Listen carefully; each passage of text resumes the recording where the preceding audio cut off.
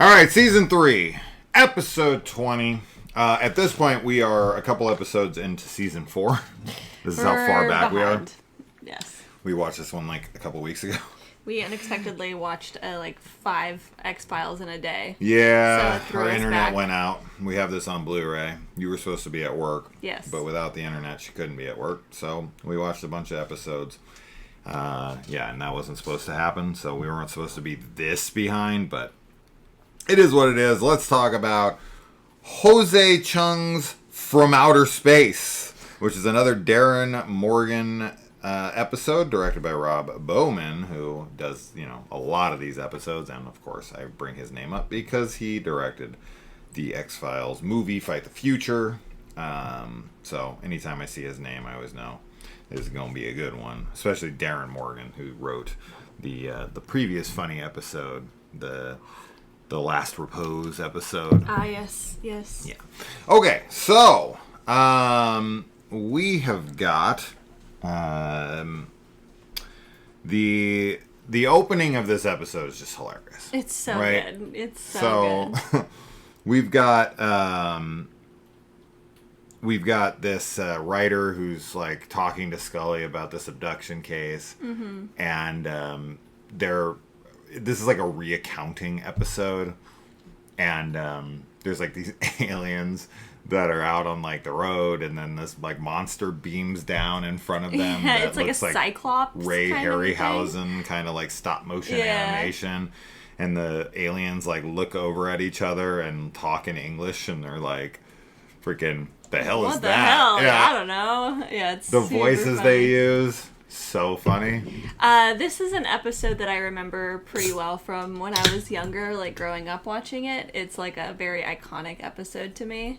Okay. Because I think I mentioned it when we were watching, but I remembered like the back and forth between like, Scully talking to the writer, and then whenever Scully's accounting like what happened, and just all the weirdness around everything. Everybody's different perspective, like when they're interviewing the like abductee like groupie guy or whatever he is, or the guy who saw it in the other truck that's like he wrote down a manifesto or something about what the Cyclops guy tells him, that alien. All of the different perspectives I think is really fun in this. And I also like that, like Mulder and Scully and all, like a lot of these accounts from other people are the cold FBI agents that are like coming to investigate, and like they're not the Men in Black, but they're kind of posing that role of like the government maybe trying to silence or something, which is just very funny for them. Yeah, and I also find it funny that Mulder wants like nothing to do with this guy. Yeah.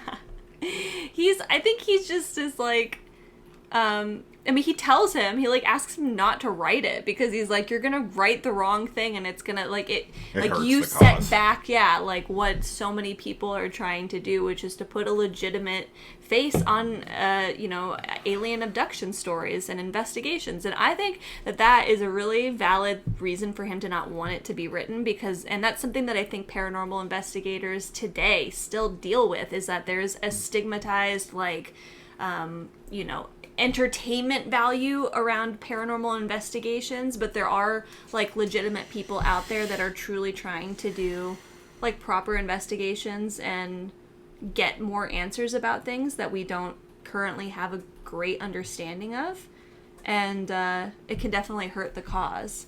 Yeah, like sure. What were we talking about?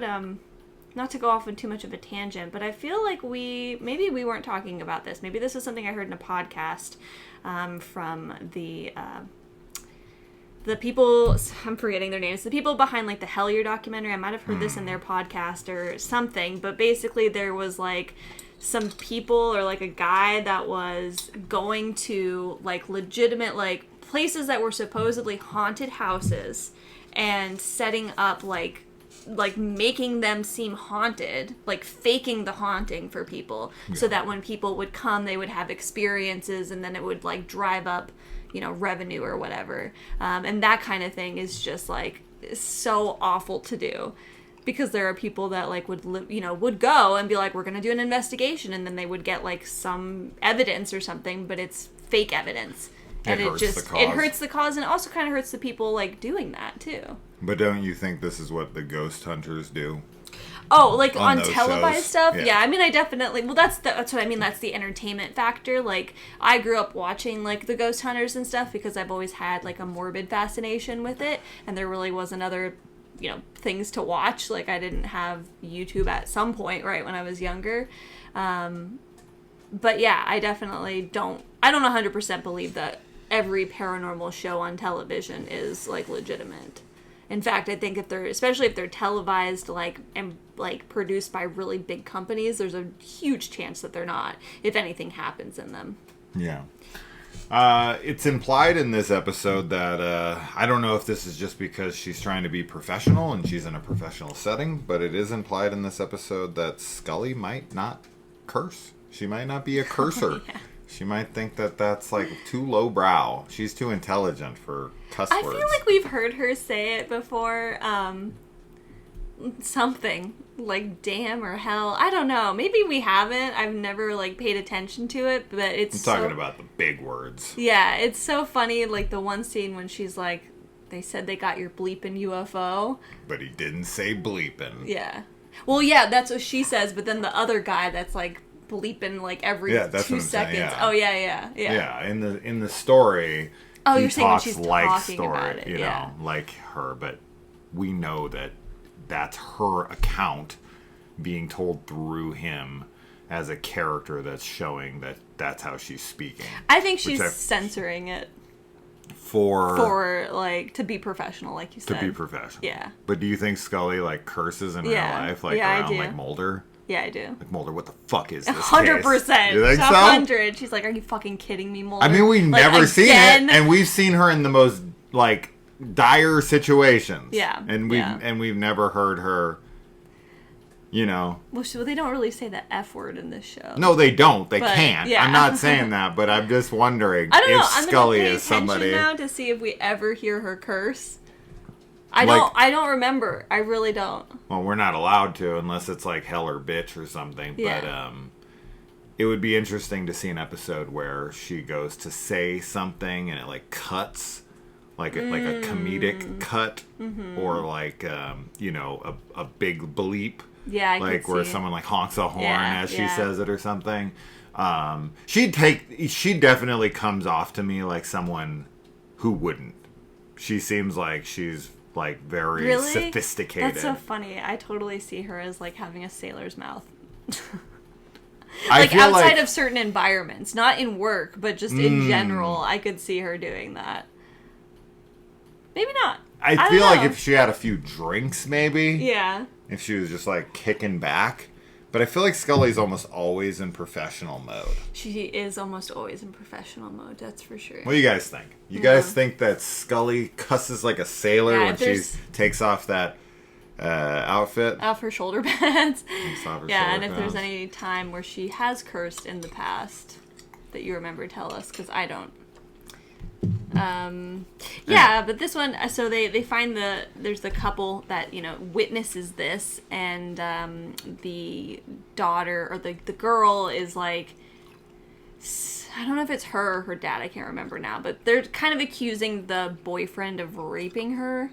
I think it's her saying that's what happened, but then they do a hypnosis, like, regression on her to see like if they can find out what really happened. And I love the regression scenes because they have like the doctor regressing her, or the hypnotist, and then they have Mulder and Scully, and then they have like some other people, and whenever she's like being hypnotized to remember, she's seeing like aliens in their place, like actually standing where they are, which I think is really cool. I like that visual a lot.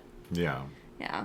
I just so happened to show you a Jesse Ventura video this very day that we watched this episode, and wouldn't you know it, Jesse Ventura shows up in this episode looking like the Undertaker from the WWF, and he has some interesting scenes. And even in the trivia, it said Jesse Ventura himself had no idea what his scenes even meant, and I'm with him. I really They're don't. so funny. They're just Well, silly. he's, the Men in Black, which we really haven't seen in X-Files so far.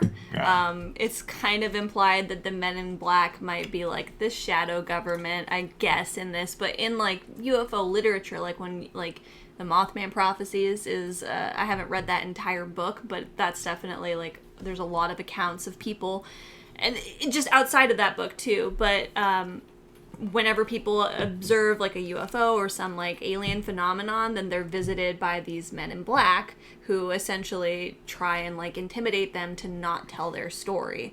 And a lot of the time they're described as being not like I mean, Mulder says, like, is it true that you act, like, weird and off-putting so that people, like, don't believe, like, you if you say I saw this person that was acting this way? But a lot of the times they're also just kind of meant to be, like, unhuman. Like, they're not humans. So, it's yeah. Yeah, I also love that the way they show it, and that Alex Trebek is, like, the other one. And then he's like, wait, Alex Trebek from Jeopardy? And he's like... No, I didn't say it was him. I said it looked like him. But they actually have Alex Trebek playing him in the flashback, or like the reenactment. Yes. Which I love that. That's just funny humor right it's there. Super funny, yeah. And the best scene, the best part of this entire episode for me, by far, is when there's a reaccounting of this stuff from that perspective of the person talking about Mulder and Scully. Yeah. And Scully like walks up and like threatens them and is all intimidating. And then they talk about Mulder and how he's like blank and expressionless.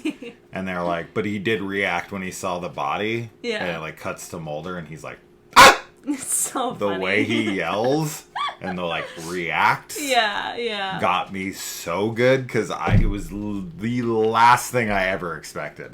I love that. And I love when Scully's like, he said I did what to him? Like, she's so like, that's not what I did at all. Because even when they go to his like house to get more information from him or something, and she's like intimidating, and Mulder's doing the same thing, and it's very funny. Yeah. I don't remember who this character is, but one of the characters in this, it might have been that person, is the deckhand from Friday the 13th, Part 8.